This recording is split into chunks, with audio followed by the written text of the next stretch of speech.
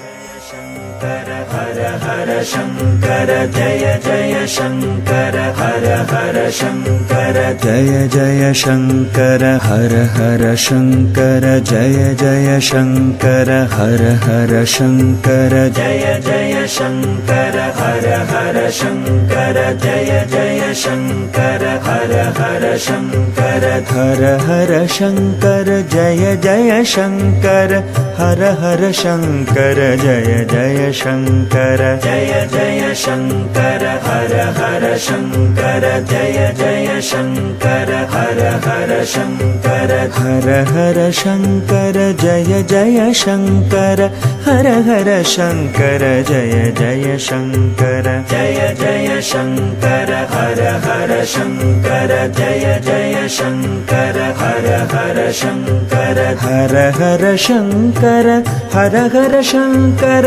हर हर शंकर हर हर शंकर जय जय शंकर हर हर शंकर जय जय शंकर हर हर शंकर जय जय शंकर हर हर शंकर जय जय शंकर हर हर शंकर जय जय शंकर हर हर शंकर जय जय शंकर हर हर शंकर हर हर शंकर जय जय शंकर हर हर शंकर जय जय शंकर जय जय शंकर हर हर शंकर जय जय शंकर हर हर शंकर हर हर शंकर जय जय शंकर हर हर शंकर जय जय शंकर जय जय शंकर हर हर शंकर जय जय शंकर हर हर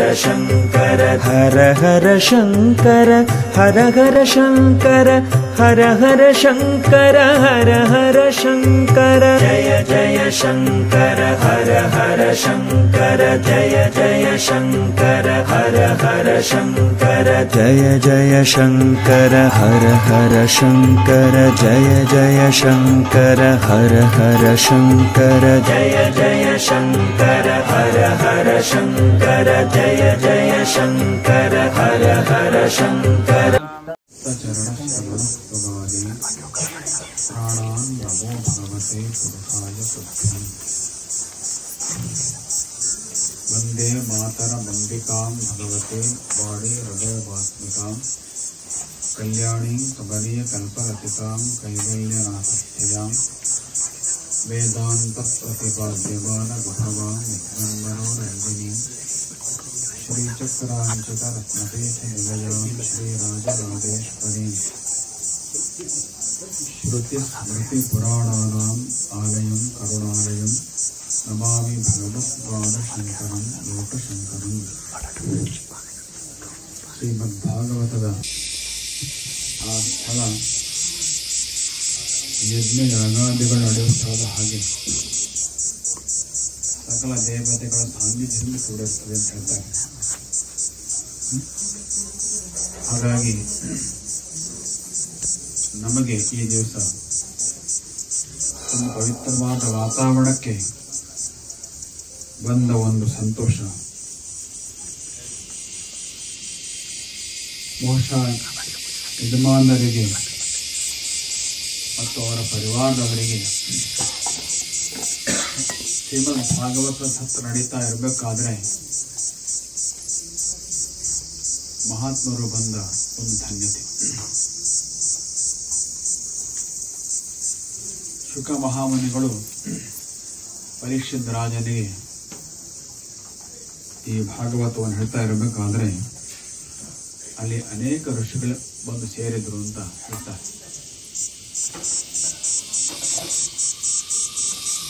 ಶ್ರೀಮದ್ ಭಾಗವತದ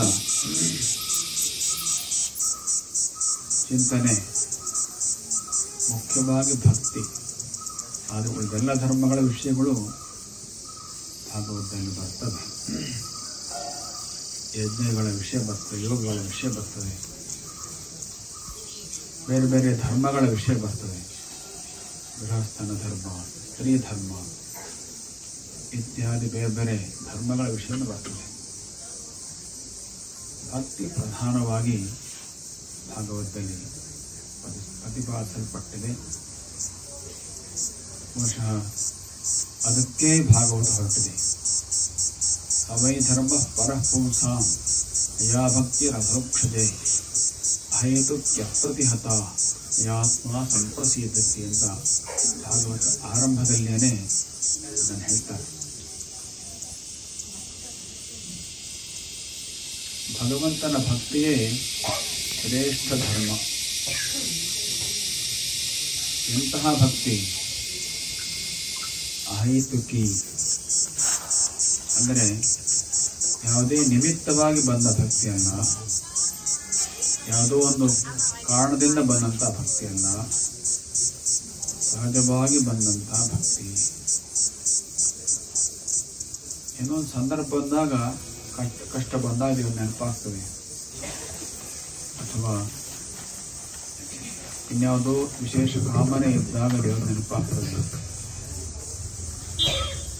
ಆ ಭಕ್ತಿ ತಪ್ಪು ಅಂತಲ್ಲ, ಆದರೆ ಯಾವುದೇ ಈ ರೀತಿ ನಿಮಿತ್ತ ಇಲ್ಲದೇನೂ ಭಗವಂತನ ಸ್ಮರಣೆ ಪ್ರೀತಿಪೂರ್ವಕವಾಗಿ ಬರ್ತಾ ಇದ್ದ ಅದು ಶ್ರೇಷ್ಠ. ಅದಕ್ಕೆ ಅಹೈತುಕಿ ಮತ್ತೆ ಅಪ್ರತಿಹತ, ತಡೆಯಿಲ್ಲದ ಭಕ್ತಿ. ಲೌಕಿಕ ವಿಷಯಗಳ ನೆನಪಾದಾಗ ಭಕ್ತಿ ಎಲ್ಲೋ ತಡೆಯಲ್ಪಡ್ತದೆ. ಯಾವುದಾದ್ರೂ ಆಕರ್ಷಣೆಗೆ ಒಳಗಾದಾಗ ಭಕ್ತಿ ತಡೆಯಲ್ಪಡ್ತದೆ. ಯಾವುದಾದ್ರೂ ಜವಾಬ್ದಾರಿಗಳು ನೆನಪಾದಾಗ ಭಕ್ತಿ ಒಂದು ಸ್ವಲ್ಪ ತಡೆಯಲ್ಪಡ್ತದೆ. ಹಾಗೆ ತಡೆಯಲ್ಪಡದ ಭಕ್ತಿ ಏನು ಬಂದರೂ ಅದು ಅನಂತರ, ಈಗ ದೇವರು ಅನ್ನುವ ಒಂದು ಸ್ಥಿತಿಯಲ್ಲಿ ಸತತ ಭಗವಂತನ ಕಡೆಗೆ ಹರಿತಾ ಇರುವ ಚಿತ್ತವೃತ್ತಿ ಪ್ರವಾಹ, ಅದು ಅಪ್ರತಿಹತ ಭಕ್ತಿ. ನಿಮಿತ್ತವಿಲ್ಲದ ಮತ್ತು ತಡೆಯಿಲ್ಲದ ಭಕ್ತಿ ಏನಿದೆ ಅದು ಶ್ರೇಷ್ಠವಾದ ಧರ್ಮ. ಯಾತ್ಮ ಸಂಪ್ರಸೀದತಿ, ಆ ಭಕ್ತಿಗೆ ಅನುಭವನ್ನೇ ಕೊಟ್ಬಿಡ್ತಾರೆ ಪ್ರಮಾಣವಾಗಿ. ಏನು ಅನುಭವ ಅಂದರೆ, ಶುದ್ಧವಾದ ಭಕ್ತಿ ಬಂದ್ಬಿಟ್ರೆ ಮನಸ್ಸಿಗೆ, ಅಂತರಾತ್ಮಕ್ಕೆ ಸಂತೋಷವಾಗುತ್ತೆ, ಸಂತುಷ್ಟಿ ಆಗುತ್ತೆ. ಎಷ್ಟು ಅದ್ಭುತವಾದ ಸಂತುಷ್ಟಿ ಅಂತಂದರೆ, ಆ ಸಂತುಷ್ಟಿ ಅನೇಕ ದಿನಗಳವರೆಗೂ ಮುಂದುವರಿತದೆ. ಕೆಲವೊಮ್ಮೆ ಅನೇಕ ದಿನಗಳವರೆಗೂ ಮುಂದುವರಿತದೆ. ಸಾಮಾನ್ಯವಾಗಿ ಕೆಲವು ಗಂಟೆಗಳವರೆಗೆ ಮುಂದುವರೆದು ಇದ್ದೇ ಇದೆ. ಕೆಲವು ನಿಮಿಷಗಳವರೆಗೆ ಮುಂದುವರೆದು ಎಲ್ರಿಗೂ ಇದೆ. ಒಂದು ಮನಸ್ಸಿನ ಸಂತುಷ್ಟಿ, ಒಂದು ಸಂತೃಪ್ತಿ, ಸಮಾಧಾನ ಇದೆಯಲ್ಲ ಪೂಜೆ ಆದ ನಂತರ, ಅದು ಎಲ್ರಿಗೂ ಬರ್ತದೆ. ಆದರೆ ಹೆಚ್ಚಿಗೆ ಬಂದರೆ ಅದು ಅನೇಕ ಗಂಟೆಗಳ ಕಾಲ ಇರುತ್ತೆ, ಕೆಲವೊಮ್ಮೆ ಅನೇಕ ದಿನಗಳವರೆಗೂ ಇರ್ತದೆ ಆ ಸಂತುಷ್ಟಿ. ಅಂಥ ಒಂದು ಸಂತುಷ್ಟಿಯನ್ನು ಉಂಟು ಮಾಡುವ ಅಹೈತುಕವಾದ ಅಪ್ರತಿಹತವಾದ ಭಕ್ತಿ ಶ್ರೇಷ್ಠವಾದ ಧರ್ಮ ಅಂತ ಆರಂಭದಲ್ಲಿ ಭಾಗವತ ಆರಂಭದೊಳಗೆ ಈ ಶ್ಲೋಕ ಬರ್ತದೆ. ಅಂತಹ ಭಕ್ತಿಯನ್ನು ನಾವು ರೂಢಿಸಿಕೊಳ್ಬೇಕು. ಅಂತಹ ಮನಸ್ಥಿತಿ ಬರುವ ಹಾಗೆ ಪ್ರಯತ್ನ ಮಾಡಬೇಕು. ಅದಕ್ಕೋಸ್ಕರವೇ ಇಷ್ಟರ ದೀರ್ಘವಾದ ಆಖ್ಯಾನಗಳ ವರ್ಣನೆ, ಇತಿಹಾಸದ ವರ್ಣನೆ ಬಂದಿರೋದು. ಭಗವಂತ ಒಂದು ಮಾತು ಹೇಳ್ತಾನೆ ಭಗವದ್ಗೀತೆಯಲ್ಲಿ,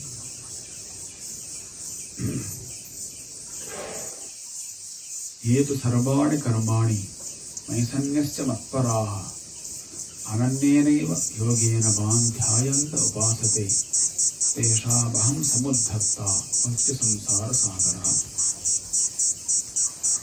ಯಾರು ತಮ್ಮ ಮನಸ್ಸನ್ನು ಪೂರ್ತಿ ಅವನೊಳಗೆ ಆವೇಶಗೊಳಿಸಿಕೊಂಡು ಎಲ್ಲವನ್ನೂ ಅನುಭವಿಸೇ ಮಾಡ್ತಾ ಇರ್ತಾರೆ, ಅವರ ಎಲ್ಲ ಭಾರವನ್ನು ಅವನೇ ಹೊತ್ಕೊಳ್ತಾನೆ. ಅವರ ಮುಂದಿನ ಸದ್ಗತಿಯನ್ನು ಕೂಡ ಅವನೇ ಹೊತ್ಕೊಳ್ತಾನೆ. ತೇಷಾಮಹಂ ಸಮುದ್ಧರ್ತ ಮೃತ್ಯು ಸಂಸಾರ ಸಾಗರ ಭವಾನ್. ಆದರೆ ಅಂತಹ ಭಕ್ತಿ ಬರಬೇಕಷ್ಟೆ. ತನಗೇನು ಆದರೂ ಅದರ ಬಗ್ಗೆ ಪರಿವೇ ಇಲ್ಲದ ಮಟ್ಟಿ ದೇವರ ಸ್ಮರಣೆ ಬರಬೇಕು. ಅಷ್ಟು ಪ್ರೀತಿ ಭಾವಗಳಂತ ಬರಬೇಕು, ಅಷ್ಟು ವ್ಯಾಕುಲತೆ ಬರಬೇಕು. ಆವಾಗ ಇದೆಲ್ಲ ಆಗ್ತದೆ. ಅಂತೂ ಅವನ ಒಂದು ಮಹಿಮೆ ಎಷ್ಟಿದೆ, ಭಕ್ತರನ್ನ ಅಷ್ಟು ಕಾಳಜಿಯಿಂದ ಆತ ನೋಡ್ತಾನೆ. ಎಷ್ಟು ಕಾಳಜಿಯಿಂದ ನೋಡ್ತಾನೆ ಅಂತಂದ್ರೆ ಭಕ್ತರೇ ಕೆಲವೊಂದು ಅವನನ್ನು ಮರೆತು ಬಿಡಬಹುದು, ಅವನು ಬರೆಯುವುದಿಲ್ಲ. ಅದಕ್ಕೆ ಶ್ರೀಕೃಷ್ಣನ ಪ್ರಾದುರ್ಭಾವದ ಆರಂಭದಲ್ಲಿ ಬಂದಂಥ ಒಂದು ಘಟನೆ ಇವತ್ತು ನಿಮಗೆ ನಿದರ್ಶನವಾಗಿ ಹೇಳ ಬಯಸ್ತಾ ಇದ್ದೀವಿ. ಶಂಕರ ಭಟ್ರು ಹೇಳಿದು ಬರುವಾಗಲೇ ಇವತ್ತು ಕೃಷ್ಣನ ಪ್ರಾದುರ್ಭಾವದ ಕಥೆ ಬರಲಿಕ್ಕಿದೆ ಅಂಥೇಳಿ ಇಲ್ಲಿಗೆ ಇದನ್ನು ಹೇಳ್ತಾ ಇರುವ ಒಂದು ಸಂದರ್ಭ ಸುಂದರವಾಗಿ ಕೂಡ್ಕೊಳ್ತದೆ.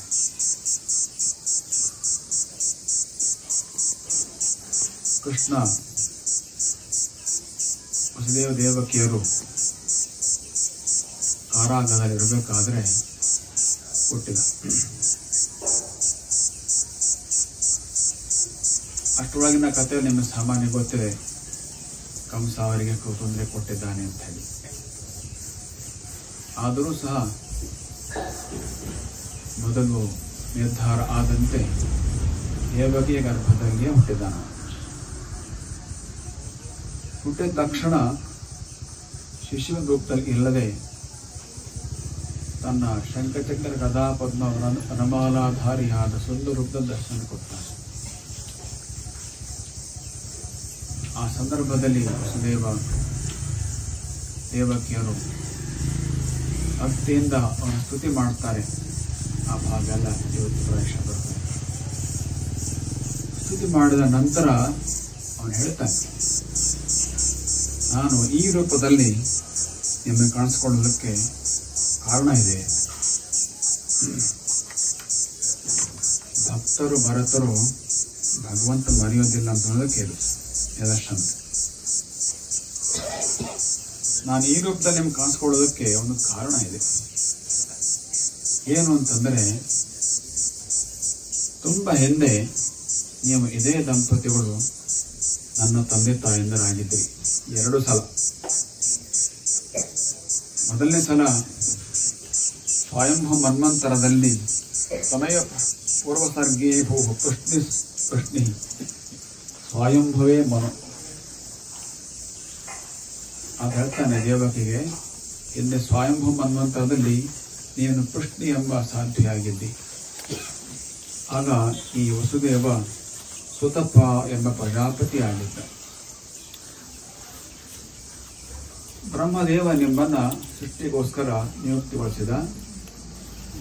ಸೃಷ್ಟಿ ಕಾರ್ಯಕ್ಕೋಸ್ಕರ ತಪಸ್ಸು ಮಾಡ್ತಾ ನೀವು ತಪಸ್ಸಲ್ಲಿ ಮಗ್ನರಾದಿರಿ.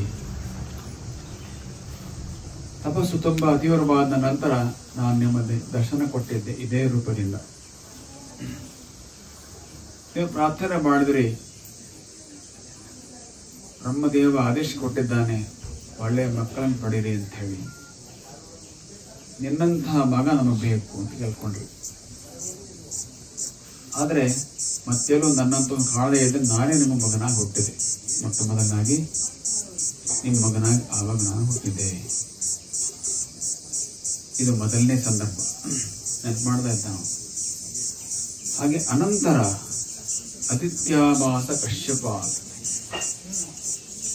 ಆದಿತ್ಯ ಮತ್ತು ಕಶ್ಯಪರ ದಂಪತಿಗಳ ಮಗನಾಗಿ ನಾನು ಹುಟ್ಟಿದ್ದೆ. ಉಪೇಂದ್ರ ಎಂಬುದಾಗಿ ಆಗ ನನ್ನ ಹೆಸರಾಗಿತ್ತು. ಉಳ್ಳಿಗಿದ್ರೆ ನಾನು ವಾಮನ ಅಂತ ಕರೀತಿದ್ದು. ನನ್ನ ನಿಜವಾದ ಹೆಸರು ಉಪೇಂದ್ರ ಅಂತ. ಸಂಸ್ಕೃತದಲ್ಲಿ ವಾಮನ ಎಂಬ ಶಬ್ದಕ್ಕೇನೆ ಕುಳ್ಳ ಅಂತ. ಕಶ್ಯಪ ಪ್ರಜಾಪತಿ ಮತ್ತು ಆದಿತ್ಯರ ಮಕ್ಕಳರು ದೇವತೆಗಳು ಆದಿತ್ಯರು. ಹಾಗೆ ಕಶ್ಯಪ ಪ್ರಜಾಪತಿ ಇನ್ನೊಬ್ಬ ಪತ್ನಿಯೂ ಇದ್ದು ದೀತಿ ಅಂತ. ಅವಳ ಮಕ್ಕಳರು ದೈತ್ಯರು, ರಾಕ್ಷಸರು. ಅಂದ್ರೆ ಆದಿತ್ಯ ಮಕ್ಕಳೆಲ್ಲರೂ ದೇವತೆಗಳು, ಇಂದ್ರಾದಿಗಳು ಕೂಡ ಅಲ್ಲಿ ಬರ್ತಾರೆ.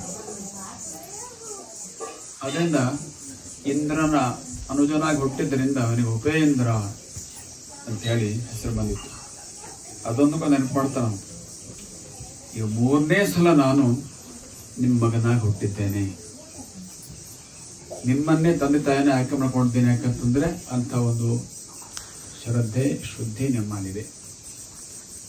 ಹೀಗೆ ತನ್ನ ಹಿಂದಿನ ತಮ್ಮನ್ನು ನೆನಪು ಮಾಡ್ತಾನೆ. ನೋಡಿ, ಭಕ್ತರಿಗೆ ಮರ್ತೋಗಿದೆ, ಅವರಿಗೆ ಮರ್ತೋಗಿದೆ, ಹಿಂದಿನ ನೆನಪಲ್ಲಿ ಆಗಿರ್ತದೆ. ಆದರೆ ಅವನು ನೆನಪು ಮಾಡ್ತಾ ಇದ್ದಾನೆ. ಅಂದರೆ ಈ ರೀತಿಯಲ್ಲಿ ಭಕ್ತರು ಮರೆತರೂ ಕೂಡ ತಾನು ಮರೆಯದೇ ಅವರನ್ನ ಗಮನಿಸೋದು ಅದು ಆ ಭಗವತ್ ತತ್ವಕ್ಕೆ ಇರುವ ಒಂದು ಅದ್ಭುತವಾದ ಶಕ್ತಿ. ಆದರೆ ಆ ಸ್ಥಿತಿ ಬರಬೇಕಾದ್ರೆ ನಮ್ಮ ಮನಸ್ಸು ಅಷ್ಟೇ ಶುದ್ಧವಾಗಿರಬೇಕು, ಅಷ್ಟೇ ಭಕ್ತಿಯನ್ನು ಕೊಡದಿರಬೇಕು. ಆಗ ಇದೆಲ್ಲವೂ ಆಗ್ತದೆ. ಈ ರೀತಿಯಲ್ಲಿ ಯಾರು ನನ್ನನ್ನು ಮನೋಬುದ್ಧಿಯನ್ನು ಪೂರ್ತಿಯಾಗಿಟ್ಟು ಭಜಿಸ್ತಾರೋ ತೇಷಾಂ ಅಹಂ ಸಮುದ್ಧರ್ತ ಭವಾಮಿ ಅಂತ ಹೇಳ್ತಾರೆ. ಎಲ್ಲರಿಗೂ ಮೃತ್ಯು ಸಂಸಾರದ ಭಯ ಇದೆ. ಕೆಲವರಿಗೆ ಗೊತ್ತಿದೆ, ಕೆಲವರಿಗೆ ಗೊತ್ತಿಲ್ಲ. ತಮ್ಮೊಳಗೆ ಆ ಭಯ ಇದ್ದದ್ದು ಅನೇಕರಿಗೆ ಗೊತ್ತಿಲ್ಲ, ಕೆಲವರಿಗೆ ಗೊತ್ತಿದೆ. ಮೃತ್ಯು ಸಂಸಾರದ ಭಯ ಎಲ್ಲರಿಗೂ ಇದೆ ಅಂತಾರೆ. ಸಣ್ಣ ವಯಸ್ಸಿನಲ್ಲಿರಬೇಕಾದ್ರೆ ಅದು ಎಷ್ಟು ಪ್ರಕಟ ಆಗಿರೋದಿಲ್ಲ. ಸ್ವಲ್ಪ ವಯಸ್ಸಾದಂಗ ಪ್ರಕಟ ಆಗ್ತಾ ಆಗ್ತಾ ಜಾಸ್ತಿ ಆಗ್ತಾ, ವಯಸ್ಸಾದಂಗ ಹೆಚ್ಚಾಗ್ತಾ ಹೋಗ್ತದೆ. ಈ ಮೃತ್ಯು ಸಂಸಾರದ ಭಯ ಏನಿದೆಯಲ್ಲ, ಇದನ್ನು ದಾಟುವುದಕ್ಕೆ, ಈ ಭಯವನ್ನು ಕಳ್ಕೊಳ್ಳೋದಕ್ಕೆ ಇರುವ ಉಪಾಯ ಅವನ ಭಕ್ತಿ. ಆಶ್ಚರ್ಯ ಅಂತಂದ್ರೆ ಅವನ ಭಕ್ತಿಯ ಮನಸ್ಸು ಸರಿಯಾಗಿ ಹೋದರೆ ಹೆಂಗು ಆಗಿ ಈ ಭಯ ತಾನಾಗಿ ಕಡಿಮೆ ಹೋಗುತ್ತೆ. ಮೃತ್ಯು ಏನು ಹೋಗೋದಿಲ್ಲ, ಅದಿದ್ದೇ ಇರ್ತದೆ, ಅದ್ರ ಭಯ ಹೋಗ್ಬಿಡ್ತದೆ. ಇದು ಅಷ್ಟೇ. ಮೃತ್ಯು ಇದ್ದರೂ ಭಯ ಹೋಗ್ಬಿಡ್ತದೆ, ಭಯಕ್ಕೆ ಕಾರಣ ಇದ್ರೂ ಕೂಡ ಭಯ ಹೋಗ್ತದೆ. ಇದು ಭಕ್ತಿಯ ಒಂದು ವಿಶೇಷ. ನಮಗೆ ಈ ಜೀವನದಲ್ಲಿ ಅದು ಬೇಕಾಗಿದೆ. ಎಷ್ಟು ಸಲ ಕಷ್ಟವನ್ನು ಕಳ್ಕೊಳ್ಳೋಕೆ ಆಗೋದಿಲ್ಲ, ಆದರೆ ಕಷ್ಟ ಇದ್ದರೂ ಮನಸ್ಸನ್ನ ಭಕ್ತಿಯ ಮೂಲಕ ನೆಮ್ಮದಿ ಇಟ್ಕೊಳ್ಳೋದು ಬೇಕಾಗಿದೆ. ಕಷ್ಟ ಕಳೆದೋದ್ರೆ ಒಳ್ಳೇದೇ, ಅದೆಷ್ಟೊಮ್ಮೆ ಎಷ್ಟೊತ್ತರ ಅದೇನೋ ಅನಿವಾರ್ಯದಲ್ಲಿ ಅದು ನಿಂತುಬಿಡ್ತದೆ, ದೀರ್ಘಕಾಲ ತನಕ ನಿಂತುಬಿಡ್ತದೆ. ದೀರ್ಘಕಾಲ ತನಕ ನಿಂತರೂ ಕೂಡ ನೆಮ್ಮದಿ ಕಟ್ಟಿಸಿಕೊಳ್ಳದೆ ಇರುವಂಥ ಒಂದು ಜೀವನ ಕ್ರಮ ಬೇಕಾಗಿದೆ ನಮಗೆಲ್ಲರಿಗೂ. ಅದಕ್ಕೆ ಭಕ್ತಿ ಉತ್ತಮ ಉಪಾಯ. ಭಯವನ್ನು ಕಳ್ಕೊಳ್ಳೋದಕ್ಕೆ ಭಕ್ತಿ ಉತ್ತಮವಾದ ಉಪಾಯ. ಸ್ವಲ್ಪ ರೂಢಿ ಮಾಡ್ಕೋಬೇಕು ಮನಸ್ಸಿಗೆ ಅಷ್ಟೇ. ಆಪತ್ತು ಬಂದ ನಂತರ ದೇವ ಸ್ಮರಣೆ ಮಾಡ್ತೇನೆ ಅಂದ್ರೆ ಎಲ್ಲರೂ ಬರೋದಿಲ್ಲ, ಸುಲಭ ಬರೋದಿಲ್ಲ. ಮೊದಲಿಂದಲೇ ದಿನಾಲು ಅಭ್ಯಾಸ ಮಾಡ್ತಾ ಇದ್ರೆ ಮಾತ್ರನೇ ಬರ್ತದೆ. ಆದ್ದರಿಂದ ಪ್ರತಿದಿನವೂ ಭಕ್ತಿಯ ಅಭ್ಯಾಸ ಆಗಬೇಕು. ದಿನಾಲು ಪೂಜೆ, ಶಾಸ್ತ್ರನ ಪಠನ, ಜಪ ಇವೆಲ್ಲ ಇಟ್ಟಿದ್ದಾರೆ. ಶ್ರೀಮದ್ ಭಾಗವತ ಹೇಳ್ತಾ ಆರಂಭದಲ್ಲಿ ಎಲ್ಲ ವಿಧದ ಸಾಧನೆಗಳು, ಅದು ಆಸನ, ಪ್ರಾಣಾಯಾಮ ಮೊದಲಾದಂಥ ಯೋಗವೂ ಇರ್ಬೋದು, ಯಜ್ಞಗಳು ಇರ್ಬೋದು, ಎಲ್ಲವೂ ಯಾವುದಕ್ಕೋಸ್ಕರ ಅಂತಂದ್ರೆ ಹರಿಯಲ್ಲಿ ಭಕ್ತಿ ಬರೋದಕ್ಕೋಸ್ಕರವೇ ಅಂತ ಹೇಳ್ಬಿಡ್ತದೆ. ಅಂದ್ರೆ ಎಲ್ಲವನ್ನು ಉಪಯೋಗಿಸ್ಕೊಂಡು ಹೆಂಗಾರು ಮಾಡಿ ಅವನಲ್ಲಿ ಭಕ್ತಿ ಬರೋ ಮಾಡ್ಕೋಬೇಕು.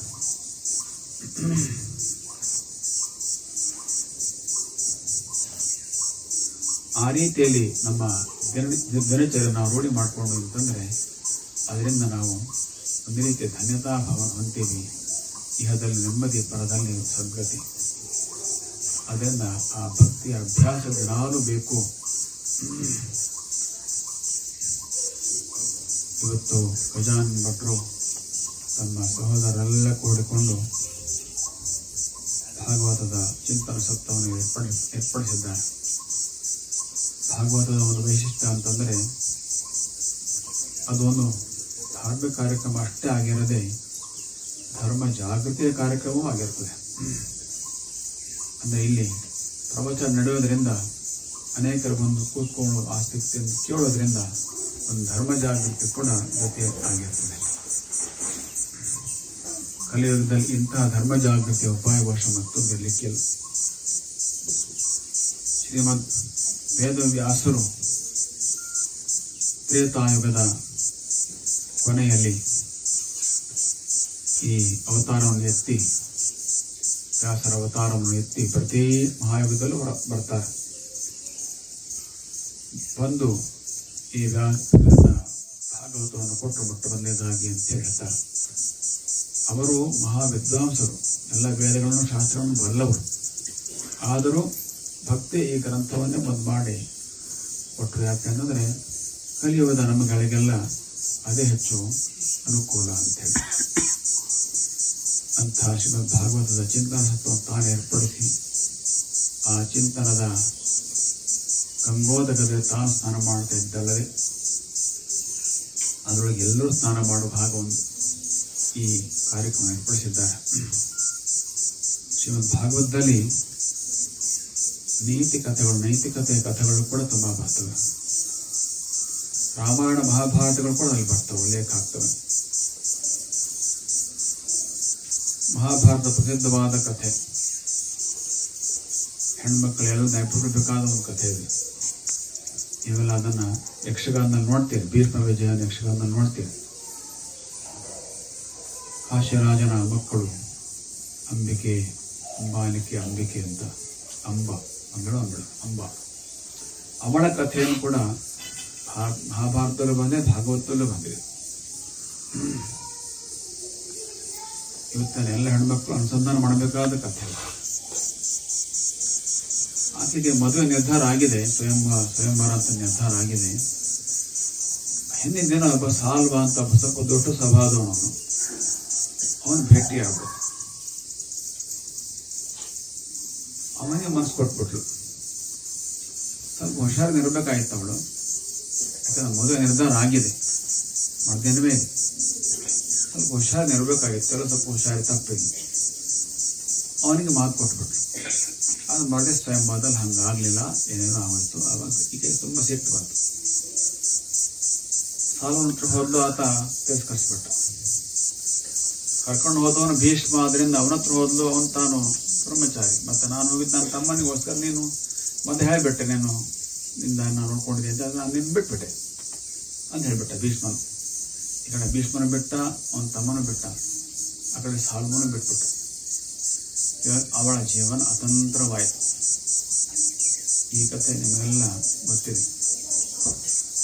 ಇವತ್ತು ಅನೇಕ ಸಲ ಹೆಣ್ಮಕ್ಳು ಹಿಂಗೆ ಮಾಡ್ಕೋತಾ ಇದ್ದಾರೆ. ಏನೋ ಒಂದು ಕ್ಷಣಿಕವಾದ ಆಕರ್ಷಣೆ ಒಳಗಾಗಿ ಯಾರಿಗೋ ಮನಸ್ಸು ಕೊಟ್ಕೊಂಡ್ಬಿಡ್ತಾರೆ, ಆಮೇಲೆ ಭಾಳ ಕಷ್ಟಪಡ್ತಾರೆ.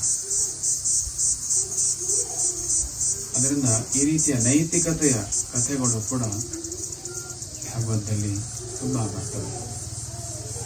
ಅಂದರೆ ನಮ್ಮ ಜೀವನ ನೈತಿಕತೆಯಿಂದ, ಧಾರ್ಮಿಕತೆಯಿಂದ, ಭಕ್ತಿಯಿಂದ ಕೂಡಿದ್ದಾಗಿರಲಿ ಅನ್ನೋದು ವ್ಯಾಸ ಭಾವನೆಗಳ, ಶುಕ ಭಾವನೆಗಳ ಆಶಯ. ಅಂಥ ಒಂದು ಪವಿತ್ರವಾದ ಸತ್ವವನ್ನು ಏರ್ಪಡಿಸಿ ತಾವು ಧನ್ಯರಾಗಿ ಎಲ್ಲರೂ ಧನ್ಯರಾಗಿಸ್ತಾ ಇದ್ದಾರೆ ಯಜಮಾನರು. ಅದಕ್ಕೆ ನಮಗೂ ಕೂಡ ಈ ದಿವಸ ಇದರಲ್ಲಿ ಭಾಗವಹಿಸುವ ಅವಕಾಶ ಸಿಕ್ಕಿದ್ದು ಬಹಳ ಸಂತೋಷ. ಇತ್ತೀಚೆಗೆ ಈ ಪ್ರಾಂತದಲ್ಲೇನೆ ಭಾಗವತ ಪುರಾಣದ ಚಿಂತನ ಸತ್ರ ತುಂಬ ಆಗ್ತಾ ಇದ್ದೇವೆ. 4 ದಿನಗಳ ಹಿಂದೆ ನಾವೊಂದು ಭಾಗವತ ಸತ್ರಕ್ಕೆ ಹೋಗಿ ಬಂದಿದ್ದೇವೆ. ಯಲ್ಲಾಪುರ ಪ್ರಾಂತದಲ್ಲಿ 10 ವಾರಗಳು ನಡೀತಾ ಇದೆ, ನಡೀಲಿಕ್ಕಿದೆ ಅಂತೇಳಿ ಮಾಹಿತಿ ಗೊತ್ತಾಗಿದೆ. ಒಳ್ಳೇದು, ಆ ರೀತಿ ಬೆಳವಣಿಗೆ ಆಗೋದು ಒಳ್ಳೆಯದು.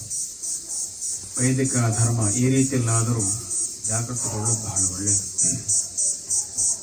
ಈ ಗೋಳಿಕೊಪ್ಪ ಗ್ರಾಮ ಮತ್ತು ಅರಸಾಪುರ ಗ್ರಾಮ ಮಠಕ್ಕೆ ಯಾವತ್ತೂ ಸಂಬಂಧಿಸಿದ ಗ್ರಾಮ. ಮಠದ ಎಲ್ಲ ಕೆಲಸಗಳಲ್ಲೂ, ಎಲ್ಲ ಉತ್ಸವಗಳಲ್ಲೂ ಒಂದು ಆಧ್ಯಾತ್ಮ ಸಂಬಂಧ ಕೊಟ್ಟಿರುವ ಗ್ರಾಮ. ಹಾಗಾಗಿ ಇಲ್ಲಿ ಬರೋದು ಒಂದೈತೆ, ನಮ್ಮ ಕರ್ತವ್ಯ ಕೂಡ ಹಾಗ.